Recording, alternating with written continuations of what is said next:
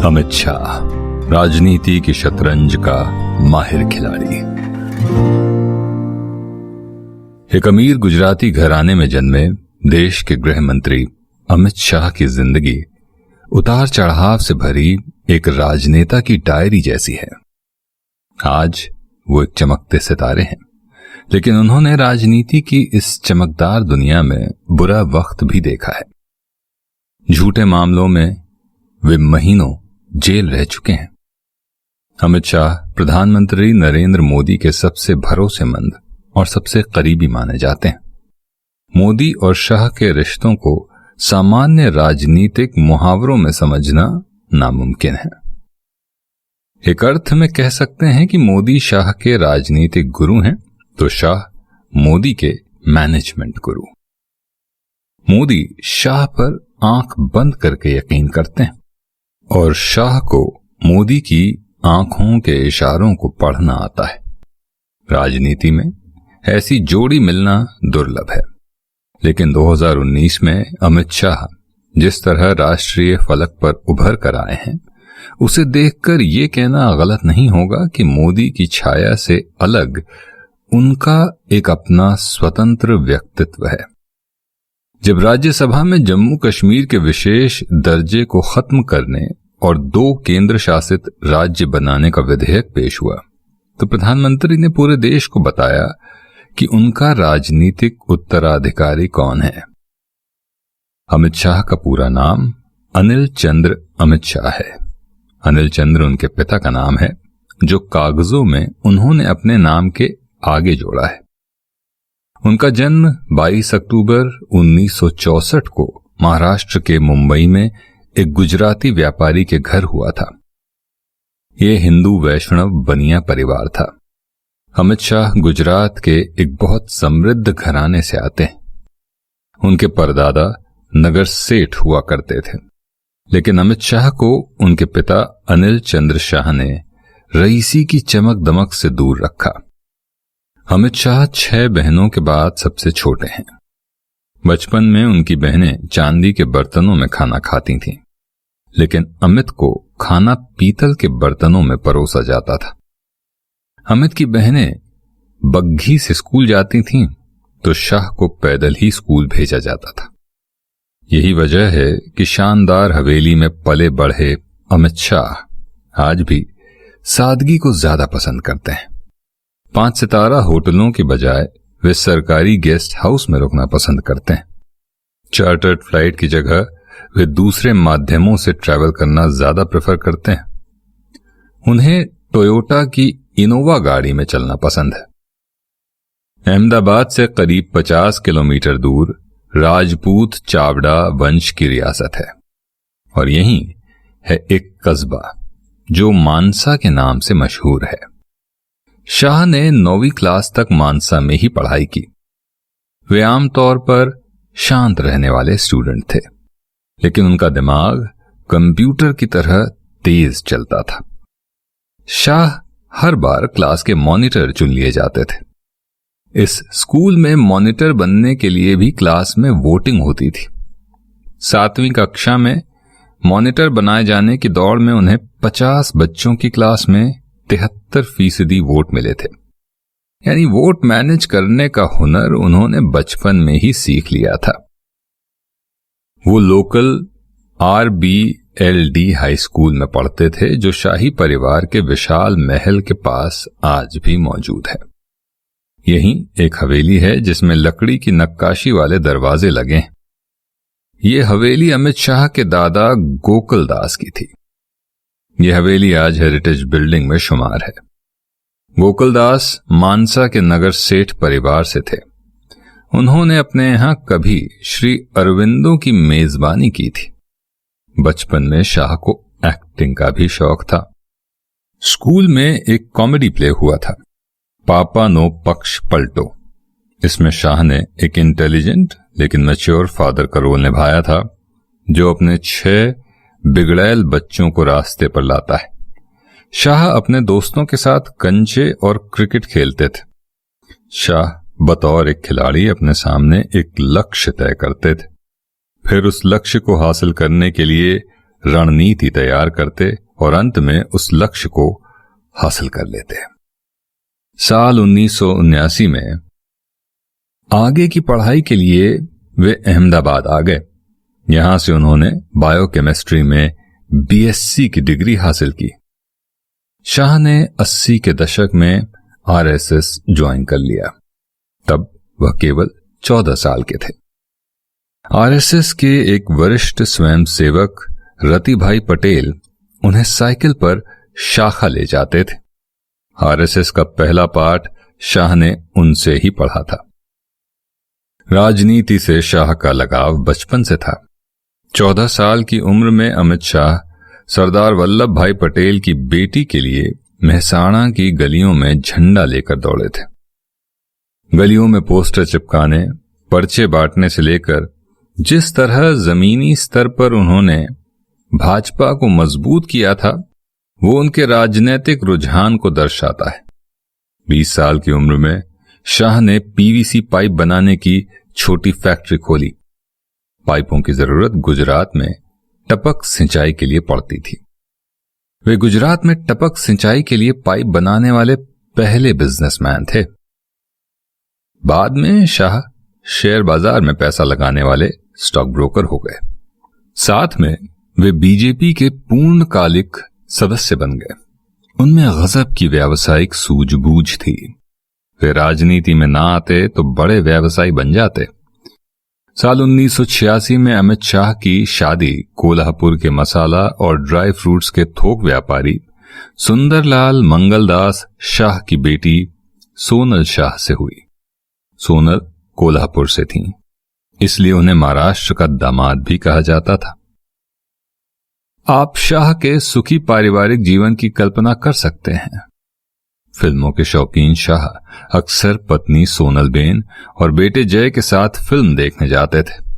कई बार तो फिल्म का पहले दिन का पहला शो। अंतिम फिल्म जो उन्होंने देखी वह है अक्षय कुमार की फिल्म हॉलीडे। शाह पसंदीदा फिल्म स्टार का नाम पूछने पर शर्मा जाते हैं। जोर देने पर गुरुदत्त, कमल हासन का जिक्र करते हैं। उनके सुखी पारिवारिक जीवन का रहस्य क्या है? शाह जवाब देते हैं, किसी नेता का यदि पारिवारिक जीवन सफल नहीं है तो उसकी सफलता आधी ही कही जाएगी। मैं इस मामले में भाग्यशाली हूं, लेकिन इस खुशहाल जीवन का श्रेय मेरी पत्नी और बेटे को है, जो मेरे पर्याप्त समय न देने के बावजूद खुश रहते हैं। मोदी शाह का रिश्ता करीब 4 दशक पुराना है। अहमदाबाद के बीजेपी दफ्तर में पहली बार साल 1982 में नरेंद्र मोदी से उनकी मुलाकात हुई थी। अमित शाह उस समय बीजेपी के छात्र संगठन एबीवीपी के नेता थे और नरेंद्र मोदी में आरएसएस में संघ का काम देखते थे। उस वक्त अमित शाह महज 17 साल के थे और नरेंद्र मोदी संघ के प्रचारक के तौर पर काम कर रहे थे। सर संघ चालक बाला साहब देवड़ा ने जब मोदी से पहली बार बीजेपी में शामिल होने को कहा था तो शाह ही वे पहले शख्स थे जिससे मोदी ने अपने मन की बात कही थी। शाह ने भी मोदी को राजनीति की तरफ बढ़ने के लिए प्रोत्साहित किया। इसके बाद दोनों का एक दूसरे पर विश्वास ऐसा बना कि विरोधी आज तक इस जोड़ी का तोड़ नहीं ढूंढ पा रहे हैं। 5 साल बाद शाह भी बीजेपी में शामिल हो गए। उन्हें तुरंत ही भारतीय जनता युवा मोर्चा का सदस्य बना दिया गया। साल 1991 में आडवाणी गांधीनगर संसदीय क्षेत्र से चुनाव लड़ रहे थे। शाह को उनके चुनाव प्रचार का जिम्मा दिया गया। ये उनकी जिंदगी का पहला बड़ा राजनीतिक मौका था, क्योंकि आडवाणी राम जन्मभूमि आंदोलन के कारण पूरे देश में मशहूर थे। साथ ही वे बीजेपी के एक बड़े नेता थे। कहते हैं इस चुनाव में शाह खुद चुनावी पोस्टर दीवारों पर चिपकाया करते थे। शाह को दूसरा बड़ा राजनीतिक मौका 1996 में मिला, जब अटल बिहारी वाजपेयी ने गुजरात से चुनाव लड़ना तय किया। इस चुनाव में भी उन्होंने चुनाव प्रचार का जिम्मा संभाला और उसे बखूबी निभाया। अटल जी रिकॉर्ड वोटों से जीते और वे पहली बार देश के प्रधानमंत्री बने। पेशे से स्टॉक ब्रोकर अमित शाह ने 1997 में गुजरात की सरखेज विधानसभा सीट से उपचुनाव जीतकर अपने राजनीतिक करियर की शुरुआत की। शाह हमेशा ही साथी कार्यकर्ताओं के लिए मदद को तैयार रहते थे। 1998 में अहमदाबाद जिला कोऑपरेटिव बैंक ADCB का चेयरमैन बनने के बाद वे छोटे, जरूरतमंद लेकिन ईमानदार RSS और BJP कार्यकर्ताओं को ऋण देने के मामले में उदार थे, लेकिन ऋण वसूली में उतने ही कड़े। 2009 में वे गुजरात क्रिकेट एसोसिएशन के उपाध्यक्ष बने। 2014 में नरेंद्र मोदी के अध्यक्ष पद छोड़ने के बाद वे गुजरात क्रिकेट एसोसिएशन के अध्यक्ष बने। नरेंद्र मोदी के गुजरात का मुख्यमंत्री बनने के बाद 2003 से 2010 तक उन्होंने गुजरात सरकार की कैबिनेट में गृह मंत्रालय का जिम्मा संभाला। तब शाह के राजनीतिक जीवन का सुनहरा दौर शुरू हुआ, खासकर तब जब 2002 के गोधरा ट्रेन नरसंहार और पूरे प्रदेश में हुए सांप्रदायिक दंगों के बाद हुए विधानसभा चुनाव में बीजेपी की धमाकेदार जीत हुई। उस वक्त उनका ऐसा जलवा था कि वे 12-12 पोर्टफोलियो अकेले ही संभालते थे। मोदी की तरह शाह भी शुद्ध शाकाहारी हैं और सिगरेट शराब से दूर रहते हैं। हमें जब छोटे थे तो कहीं भी जाते अपनी मां कुसुमबेन के पांव छूकर ही घर से बाहर निकलते थे। ये सिलसिला उनके बड़े होने तक जारी रहा।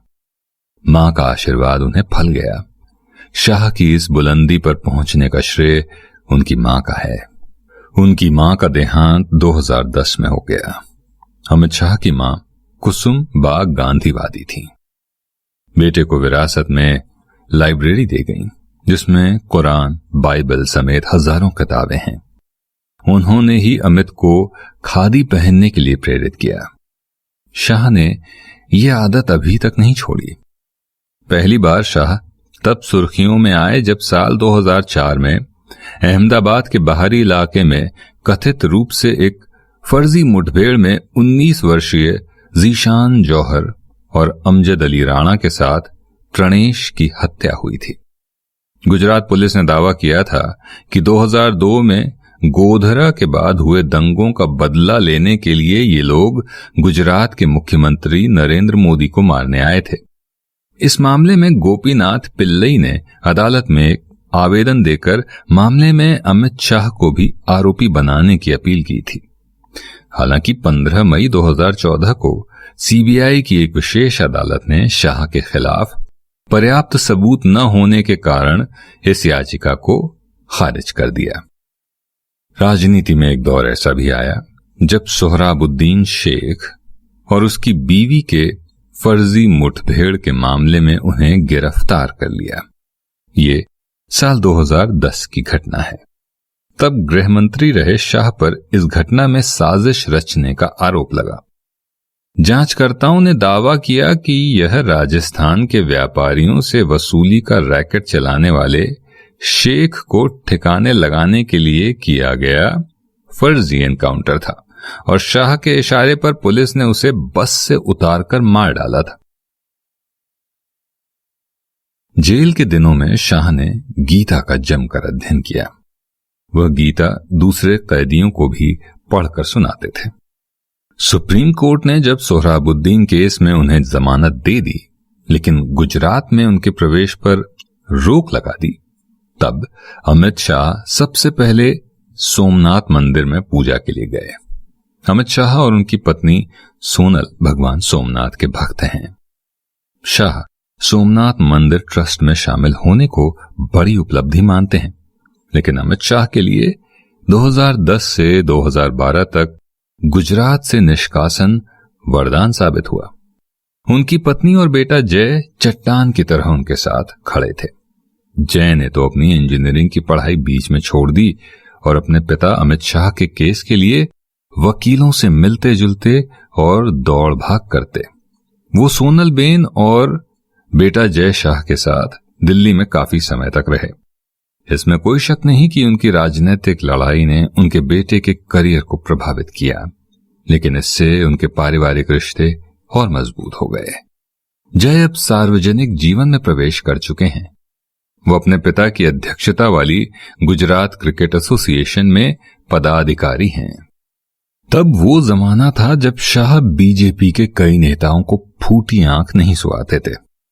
शाह तब सोहराबुद्दीन शेख की फर्जी मुठभेड़ केस में जेल में थे।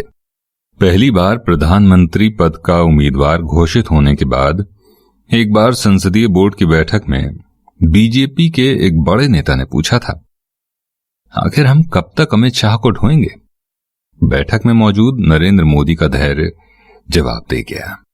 उन्होंने कहा, क्या बात करते हैं जी, पार्टी के लिए अमित के योगदान को कैसे भुला सकते हैं?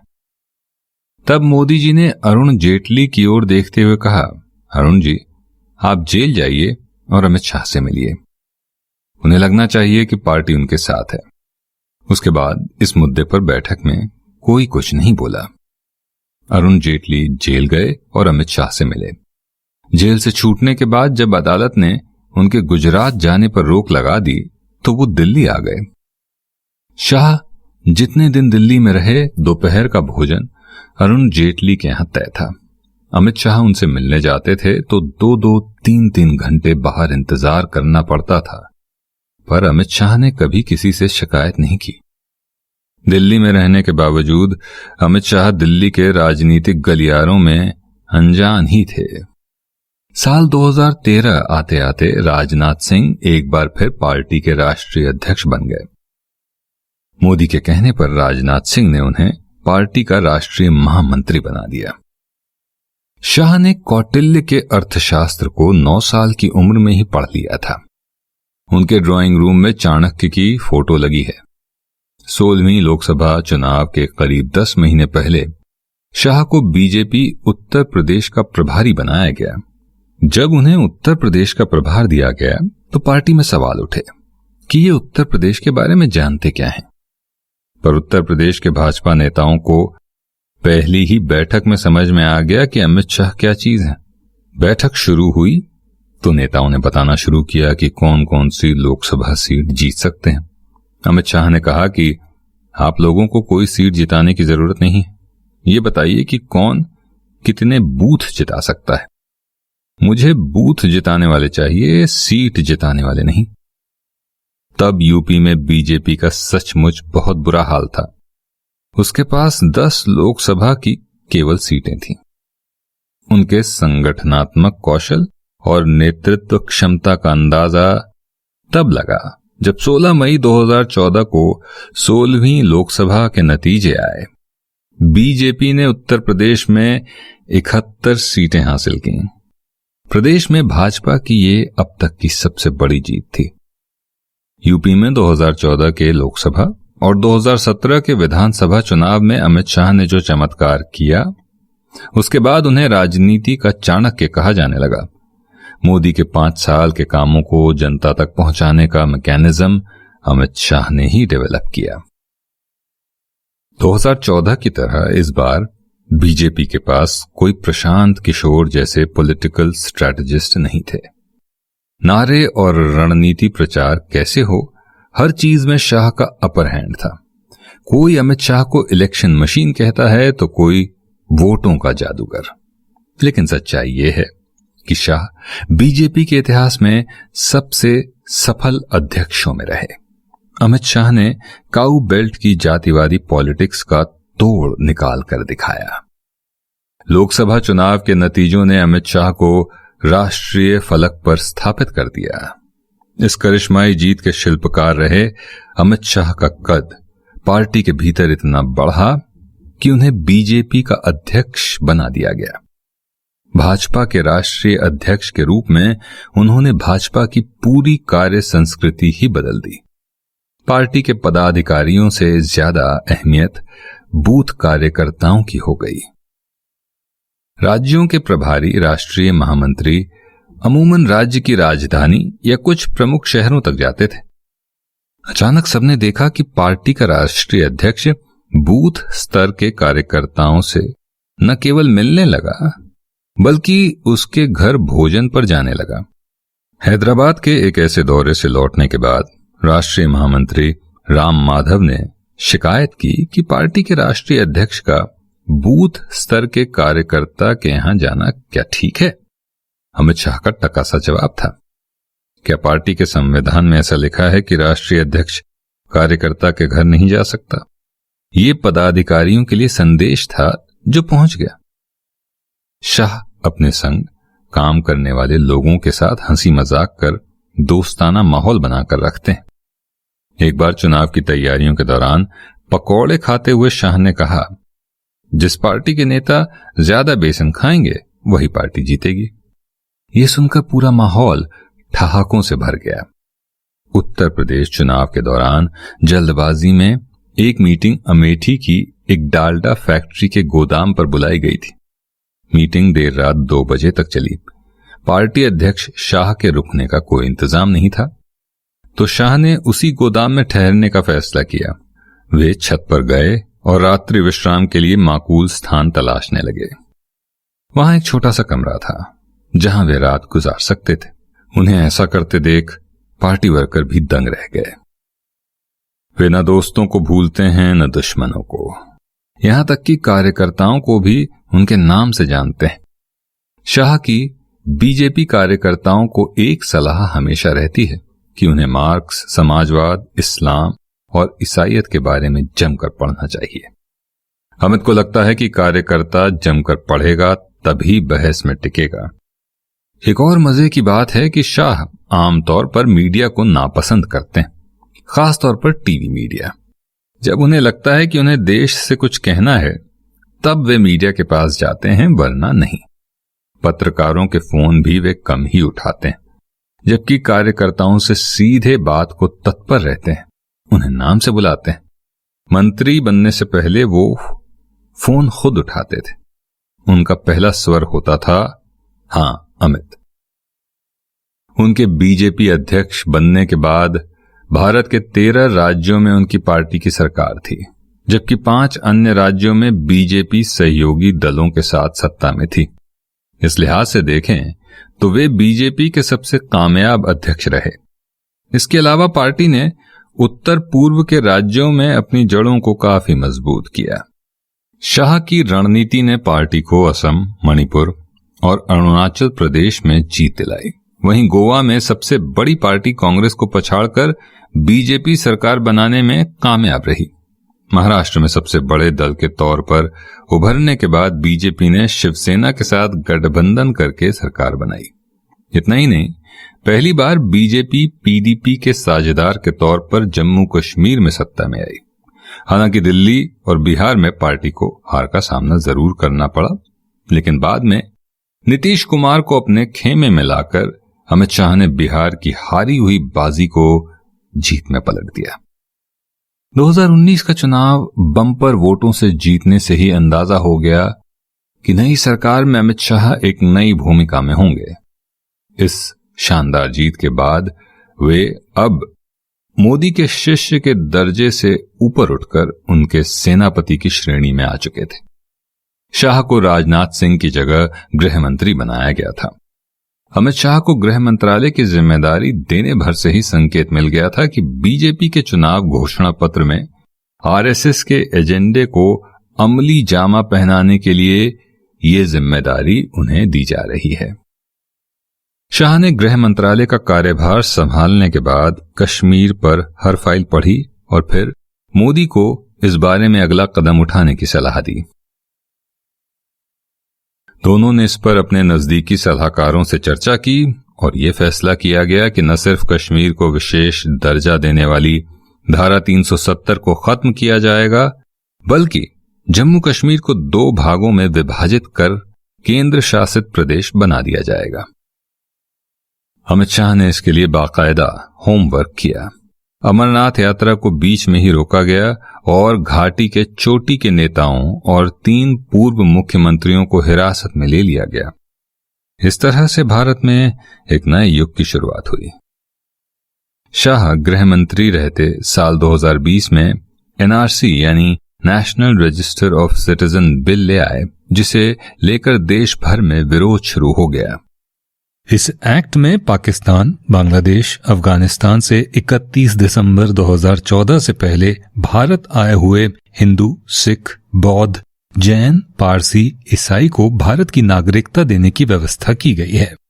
इसमें मुस्लिम समुदाय के लोग शामिल नहीं थे, इसलिए अल्पसंख्यकों ने इसका विरोध शुरू कर दिया। इसमें एक रजिस्टर बनाने की बात है जिसमें भारत में रह रहे सभी वैध नागरिकों का रिकॉर्ड रखा जाना है। प्रधानमंत्री ने नागरिकता संशोधन विधेयक की कमान अमित शाह को सौंप दी और खुद पर्दे के पीछे रहे। नागरिकता संशोधन विधेयक संसद में पेश हुआ और पास हुआ तो प्रधानमंत्री संसद में ही नहीं आए। अमित शाह परोक्ष रूप से सदन में पार्टी के नेता की भूमिका में थे। कोरोना काल में शाह कुछ महीनों के लिए सार्वजनिक जीवन से गायब हो गए। सोशल मीडिया पर अमित शाह के स्वास्थ्य के बारे में तरह तरह की अटकलें लगाई जाने लगीं। कुछ लोग उनके कैंसर से पीड़ित होने की बात कह रहे थे तो कुछ कोरोना संक्रमण का शिकार होने का दावा कर रहे थे। इसका जवाब शाह ने ट्विटर पर दिया। उन्होंने कहा, पिछले कई दिनों से कुछ मित्रों ने सोशल मीडिया के माध्यम से मेरे स्वास्थ्य के बारे में कई मनगढ़ंत अफवाहें फैलाई हैं। यहां तक कि कई लोगों ने मेरी मृत्यु के लिए ट्वीट कर दुआ भी मांगी है। शुरू में मैंने सफाई देना जरूरी नहीं समझा। मैंने सोचा कि सभी लोग अपनी काल्पनिक सोच का आनंद लेते रहें। जिन लोगों ने ये अफवाहें फैलाई हैं उनके प्रति मेरे मन में कोई दुर्भावना या द्वेष नहीं है। आपका भी धन्यवाद। अमित शाह पर अनिर्बान गांगुली और शिवानंद द्विवेदी ने एक किताब लिखी है, Amit Shah and the March of BJP. इसमें उनकी जिंदगी के बारे में कई दिलचस्प बातें हैं।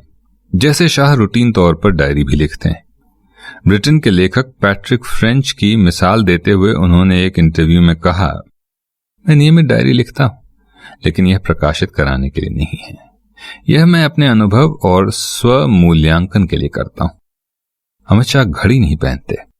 हर काम अनुशासन और वक्त पर करने वाले इंसान का घड़ी नहीं पहनना दिलचस्प है।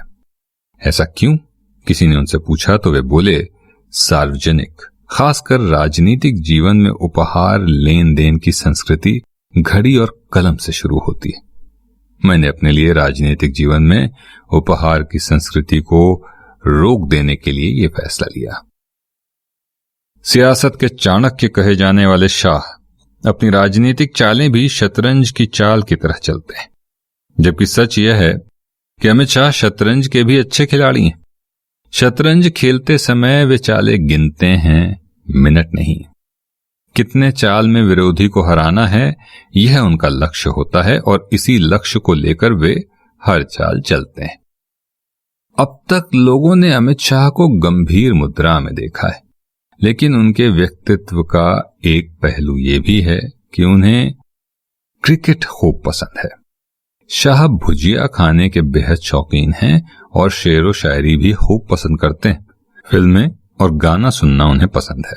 वैष्णव जन को गुनगुनाना भी उन्हें अच्छा लगता है। अपनी नन्ही सी पोती रुद्री के साथ खेलना भी उन्हें बहुत अच्छा लगता है। तब वे सब कुछ भूल जाने वाले हंसते हुए सिर्फ एक दादाजी होते हैं। अमित शाह ज्योतिष शास्त्र के भी जानकार हैं। बचपन में शाह एक ज्योतिष शास्त्री के संपर्क में आए थे। उनसे शाह ने ज्योतिष के बारे में काफी कुछ सीखा, ज्योतिष ज्ञान हासिल किया। शाह ज्योतिष विद्या पर न सिर्फ भरोसा करते हैं बल्कि खुद भी इसके अच्छे जानकार हैं। शाह के एक करीबी ने बताया कि अपनी पोती के जन्म से पहले ही शाह कहा करते थे, मेरे घर में लक्ष्मी आ रही है। मोदी के कट्टर वफादार शाह और उनके संरक्षक मोदी की पर्सनालिटी एकदम जुदा है। मोदी बातचीत करने में माहिर हैं और उनकी राजनीतिक तड़क भड़क भीड़ जुटाने में जादू सा काम करती है। वहीं अमित शाह चार दीवारी के भीतर सियासी चक्रव्यूह रचने के माहिर खिलाड़ी हैं। वो सियासी भीड़ से दूर रहना पसंद करते हैं। उन्हें लोग मोदी का हनुमान कहते हैं। 2019 में शाह ने देश के लिए एक नया आक्रामक राजनीतिक एजेंडा तैयार कर एक झटके में भारतीय राजनीति का परिदृश्य बदल दिया। गृह मंत्री के रूप में सख्त और क्रांतिकारी फैसलों के लिए सरदार पटेल के बाद अमित शाह देश के इतिहास के पन्नों में हमेशा के लिए दर्ज हो गए हैं।